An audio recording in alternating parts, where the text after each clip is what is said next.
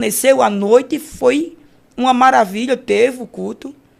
O culto foi uma benção, o Grupo da Paz participou, fazia parte de um grupo chamado Grupo da Paz, Tabuleiro do Martins. Na época tinha 150 componentes, todos jovens, anciões, e todo mundo com maior alegria de fazer a obra de Deus, pregar o evangelho, ganhar almas. E o Grupo da Paz foi convidado para participar desse grupo, desse culto. E eu estava lá. E o culto começou, foi uma maravilha, mas eu observei que tinha um rapaz encostado numa vendinha assim que estava fechada. E eu não podia ver ninguém encostado num canto, sem Bíblia, porque eu sabia que não era crente, eu ia lá evangelizar. Aí eu chamei meu companheiro, meu amigo, né? Gelanildo. Eu disse, vamos lá evangelizar aquele rapaz. A gente sempre tinha a maior prudência de se aproximar dos rapazes, nunca se aproximava sozinha. E era a ordem do líder do grupo. E eu chamei meu amigo, a gente foi lá. Só que só eu falei. Não conhecia, não reconhecia o rapaz. Eu disse, o moço é crente? Ele disse, sou. Ele disse, até o tutano, minha irmã? Aí eu disse, amém. Aí eu disse, tu é crente até o tutano, então vamos se juntar com as brasas que tá ali, ó. Ali tem fogo. Vamos se juntar no meio do fogo. Porque o fogo pega mais depressa, fogo com fogo. Ele riu. Quando ele riu, ele foi com a gente.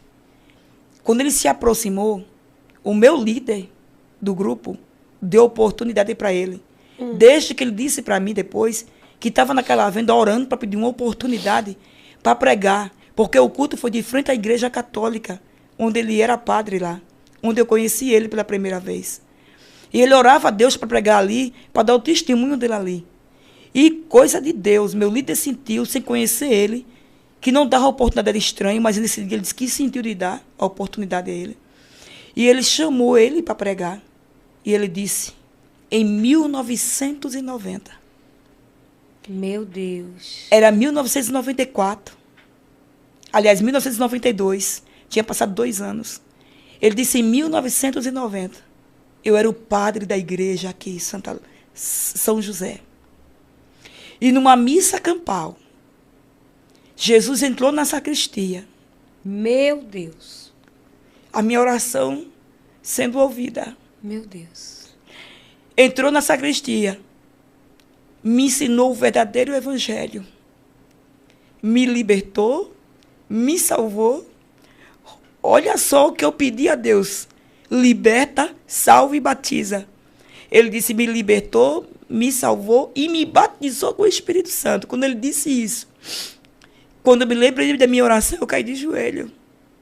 Eu disse, Deus. Olhei para o meu companheiro e disse, meu padre. Meu Deus do céu. Eu falei assim, é meu padre, Deus. E eu chorava, chorava.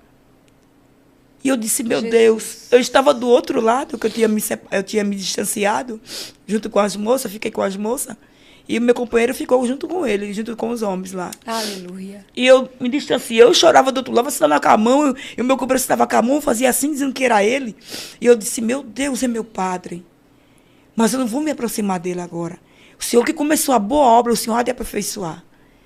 Aí, quando terminou o culto, ele disse, aquela jovem procurou saber de mim, meu companheiro me chamou, o companheiro de oração me chamou, eu disse, tá ali, vem Silvana, me veio.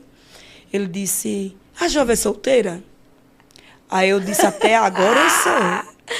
Eita glória! Aí ele disse, porque quando eu estava ministrando a palavra, Deus me fez olhar à minha direita e eu vi você. Deus disse, está vendo aquela morena alta ali? É a tua futura esposa.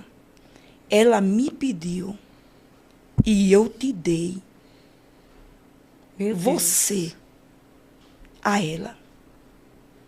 Vocês vão formar uma família. Vão pregar os 4 cantos da terra. E o meu nome vai ser glorificado através de vidas que vão me aceitar como Salvador. Eita glória. E eu creio, Jesus. Ele disse, eu tenho um pedido para lhe fazer. Eu pensava que era em namoro. Ele disse, quer casar comigo? Meu Deus. Eu disse, o quê? Ele disse, você quer casar comigo? Mas espera aí, ele não tinha namorado com ninguém ainda. Não, ele não tinha. Ele não tinha porque ele tinha saído do convento. Sim. Tentou um relacionamento com uma moça, mas não deu certo. Deus não deixou. Uhum. Em Pernambuco, que ele foi embora para Pernambuco. E para casa de algumas pessoas, alguns amigos que ele tinha. E quando ele retornou de Pernambuco, foi quando ele me conheceu. Entendi. Ele disse, você quer casar comigo? Eu disse, logo casar? Ele disse, Deus disse, nem namoro, nem noivado, é casamento. Aí eu disse, quero. Ele disse, eu vou pedir os seus pais. Eu disse, eu não tenho um pai. Aí eu contei minha história para ele. Ele disse, agora é mais um motivo para eu casar com você. Glória a Deus. Eu disse, você mora com quem aqui? Ele disse, eu moro sozinho. Mas eu tenho a minha casa, tenho móveis, eu tenho tudo. Só falta a esposa e Deus me deu você. Deus deu o kit completo. Aleluia, aí eu eu creio. disse, passaram-se, mas a gente namorou, a gente noivou. Agora a gente namorou o quê? Poucos meses. Noivamos com 6 meses. Menos de 1 ano nós casamos. Menos de 1 ano. Casamos. O pastor parou para te aconselhar? Alguém ficou querendo que você retrocedesse dessa ideia de casar assim logo ou te incentivaram? Não. O pastor Serapião me deu a maior força. Disse que ele era um moço de Deus. Pastor Serapião era um homem de Deus também, né? Era um moço de Deus. Amém. E que tinha sentido Deus nele. Me deu a maior força. Então isso foi um incentivo muito grande para mim.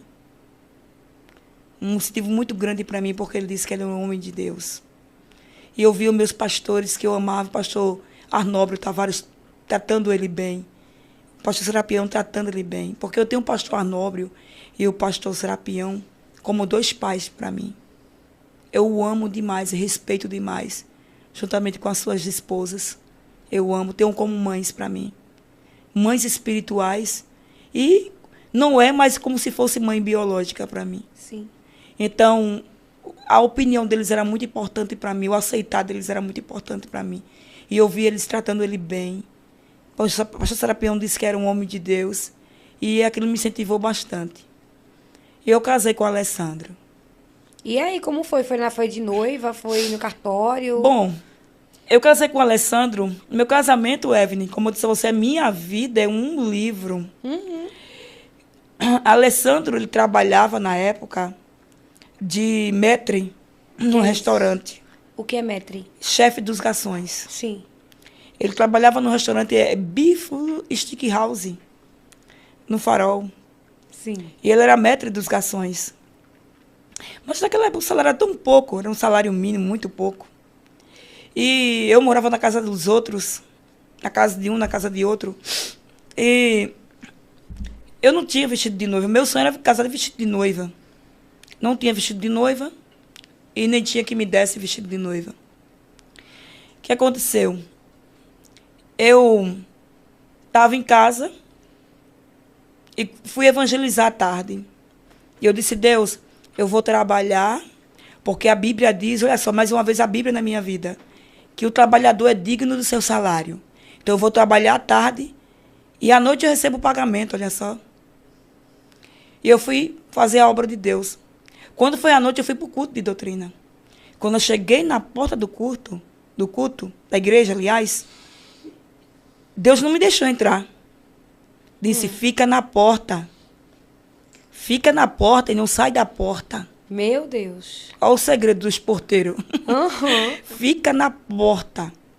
Eu disse, Deus, mas eu vim para o culto de doutrina. Ele disse, fica na porta. Eu já era noiva do Alessandro. E eu fiquei na porta. A voz insistia muito e fiquei na porta. Isso era 6:30 da noite. Não entrei.